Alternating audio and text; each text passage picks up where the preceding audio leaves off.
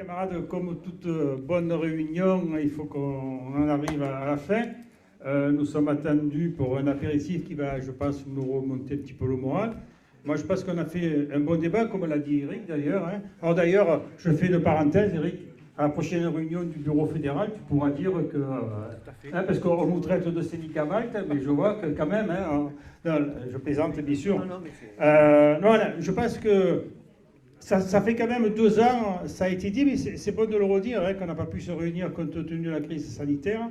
Il y a eu, je le veux repréciser parce que c'est important, tous les syndicats d'actifs de notre fédération ont été invités. Tous. Il n'y en a aucun qui a pu participer. Ça pose un problème quand même. Ça nous pose un problème, franchement. Comme a été invité l'IHS, qui au dernier moment n'est pas venu. Voilà. Donc on a vraiment besoin de réfléchir à toutes ces questions. Le débat a été très intéressant, hein, même s'il a été plus orienté sur les élections politiques que sur notre activité. Mais bon, compte tenu de la période, il faut faire avec. Alors, je rappelle que dans vos pochettes, il y avait non seulement le questionnaire pour savoir de quoi on avait besoin, mais il y a une pétition aussi pour obtenir une fiche de salaire papier. Alors pourquoi ça peut paraître un peu... Daniel, sur la fiche, tu es au courant? Il y a une pétition sur la fiche pour obtenir une fiche de salaire papier. Pourquoi?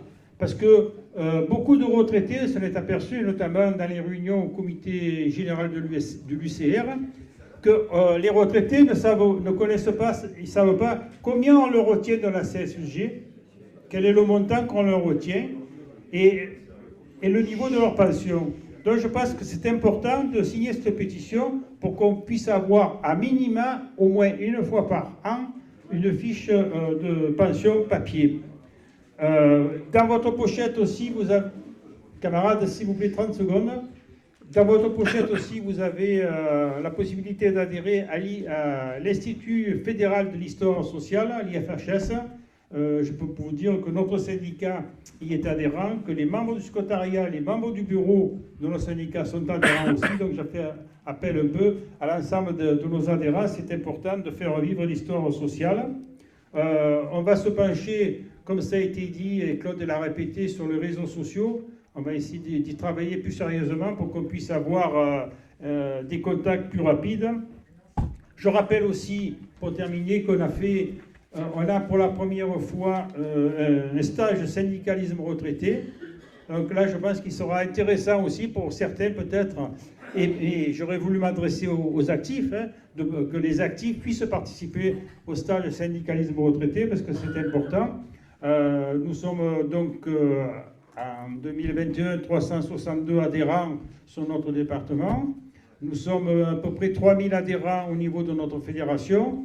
Savoir que notre fédération compte grosso modo près de 9000 adhérents. Donc nous pesons quand même 3000 adhérents retraités. C'est quand même relativement intéressant. Et puis les camarades, on a été un peu moroses par moments. On se pose des questions, mais comme nous sommes tous des militants, des militants responsables, eh bien, je suis sûr qu'au lendemain des élections politiques, nous allons repartir et à être dans la rue pour nos revendications qui sont très importantes et pour se battre pour nos revendications et pour celles de nos enfants et nos petits-enfants. Merci.